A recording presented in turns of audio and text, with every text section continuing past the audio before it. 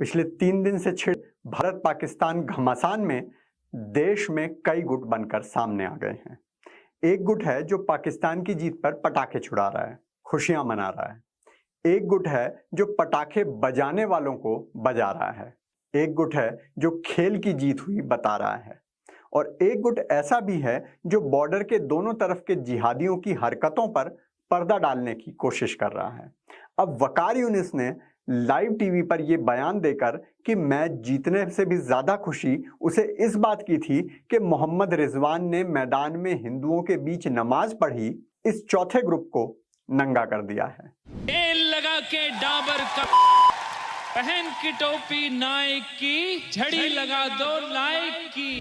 Hello और नमस्कार मित्रों, हम लोग इसे दबाने की कोशिश करते रहते हैं और खेल की बात को ऊपर रखते हैं।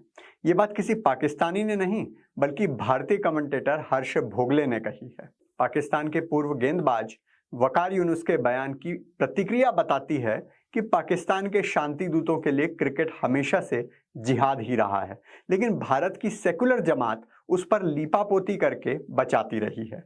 वो तो भला हो वकार का जिसने सच सबके सामने उगल दिया।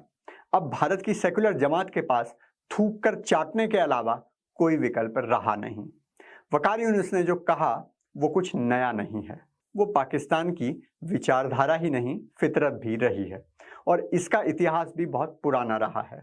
शुरुआत होती है अभी के पाकिस्तान के प्रधानमंत्री इमरान खान, नहीं उससे भी पहले 1978 में भारत के विरुद्ध टेस्ट सीरीज जीतने के बाद पाकिस्तान के तत्कालीन कप्तान मुश्ताक मोहम्मद ने कहा था कि यह मुस्लिमों की हिंदुओं के ऊपर जीत है। फिर आते हैं इमरान खान। पाकिस्तान में भारत के राजदूत रहे जी पार्थसारथी बताते हैं कि इमरान खान से जब एक पत्रकार ने पूछा कि भारत से खेलते हुए आपकी बॉलिंग में इतनी जान क्यों आ जाती है, तो इमरान ने कहा था कि जब मैं भारत के विरुद्ध खेलता हूं तो मैं उसे खेल नहीं समझता, मैं कश्मीर को याद करता हूं और इसे जिहाद मानता हूं। उसके बाद आते हैं शाहिद अफरीदी, जिनका पाकिस्तान के एक चैनल को दिया हुआ एक इंटरव्यू आपने देखा होगा। अफरीदी ने कहा कि उसकी बेटियां भारत के टीवी सीरियल बहुत देखती थी, उनके घर में भारत के सीरियल और फिल्में ही चलती थी। एक दिन अफरीदी ने देखा कि उनकी बेटी स्टार प्लस का एक सीरियल देख रही हैं और उसमें एक परिवार आरती कर रहा है। उसकी बेटी भी आरती करने की नकल करने लगी और दिल के अच्छे पाकिस्तानी अफरीदी ने यह देखकर अपना टीवी ही तोड़ दिया। इतनी नफरत है उन्हें कथित गंगा जमनी तहजीब से। और जो एंकर पढ़ी लिखी, आधुनिक और समझदार दिख रही थी, वो भी इस बात पर ऐसे सिर हिला रही थी जैसे अफरीदी आइंस्टाइन की थ्योरी ऑफ रिलेटिविटी पढ़ा रहा हो। और अब तो सैकड़ों ऐसे वीडियो इंटरनेट पर घूम रहे हैं। सकलैन मुश्ताक बता रहे हैं कि गैर इस्लामिक खिलाड़ी अगर इस्लाम कबूल कर लेते हैं तो उसकी बैटिंग एवरेज दुगनी हो जाती है। इंजमाम आलू हक, मेरा मतलब है इंजमाम उल हक, कह रहे हैं कि वो सभी काफिरों को मोमिन बनाना चाहते हैं। वहीं सईद अनवर का कहना है कि सभी काफिर जहन्नुम की आग में जलने वाले हैं और सभी शांति दूतों को चाहिए कि वो काफिरों को कन्वर्ट करके उन्हें जहन्नुम की आग से बचाएं। चलो ये सब तो फिर भी टीवी पर या पाकिस्तान में हो रहा था। 2014 में तो हद ही हो गई।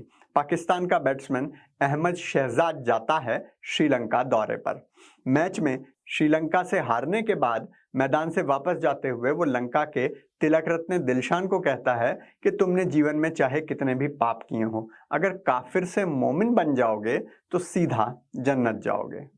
दिलशान ने उसका जो जवाब दिया वो तो माइक में सुनाई नहीं दिया, लेकिन उसके बाद जवाब में अहमद ने कहा, फिर आग में जलने के लिए तैयार रहो। ये मेरी बनाई हुई कहानी नहीं है, भारतीय मीडिया की बनाई हुई कहानी नहीं है, बल्कि पाकिस्तान के प्रतिष्ठित अखबार डॉन की खबर है। इस आर्टिकल में डॉन बताता है कि कप्तान बनने के लिए मुस्लिम बने यूसुफ यूहाना उर्फ मोहम्मद यूसुफ ने ऑस्ट्रेलिया के दौरे पर मैच जीतने की जगह इस बात पर ध्यान दिया कि ऑस्ट्रेलिया के खिलाड़ियों को मजहब के फायदे बताए जा सकें और इसीलिए उनकी टीम ऑस्ट्रेलिया से हार गई। भारत के वो सेकुलर खिलाड़ी जो शामी के लिए आंसू बहाते नहीं थक रहे थे, वो वकार का वीडियो आने के बाद अपना फोन स्विच ऑफ करके और इंटरनेट की तार काटकर बैठ गए हैं। हरभजन सिंह को अपनी गलती का एहसास एक दिन के लिए हुआ और वो मोहम्मद आमिर से सारी रात ट्विटर पर लड़ता रहा। अंत में आमिर को फिक्सर ही कह डाला। लेकिन मुझे हरभजन से कोई सांत्वना नहीं है।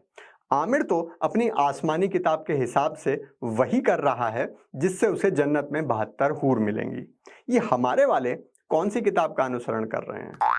नेताओं का तो समझ आता है, उन्हें अपने शांतिप्रिय वोट बैंक को खुश करना है, मजबूरी है। तुम कौन सी मजबूरी में मरे जा रहे हो? अरे तुमसे कई गुना अच्छे तो पाकिस्तान के खिलाड़ी हैं।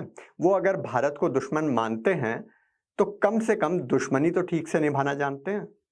ये जानते हुए भी कि ऐसा करने पर भारत में उन्हें कमेंट्री करने के मौके से हाथ धोना पड़ेगा। तुम्हारे तो पाकिस्तान में कोई फूटी कौड़ी की कमाई नहीं होने वाली, तो सच बोलने से इतना क्यों डरते हो? बाबा का आज का ब्रह्म ज्ञान है पाकिस्तान की जीत पर मन में लड्डू फूटा वालों के नाम। उदयपुर के नीरजा मोदी स्कूल में पढ़ाने वाली नफीसा अटारी ने पाकिस्तान की जीत पर व्हाट्सएप स्टेटस लगाया था, वी वन, हम जीत गए। अब बच्चे तो बड़े होशियार हैं आजकल के, उन्होंने तो स्क्रीनशॉट ले लिया और वायरल कर दिया।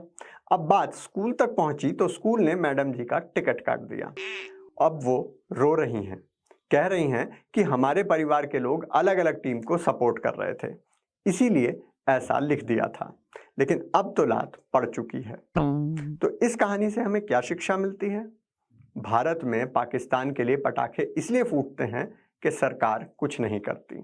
जिस दिन कर दिया तो सबके मुंह पर वंदे मातरम सुनाई देगा। अगर आप भी भारतीय क्रिकेटर्स की आंखें खोल देना चाहते हैं तो कृपया वीडियो को शेयर और कमेंट जरूर करें, क्योंकि खुशियां बांटने से बढ़ती हैं।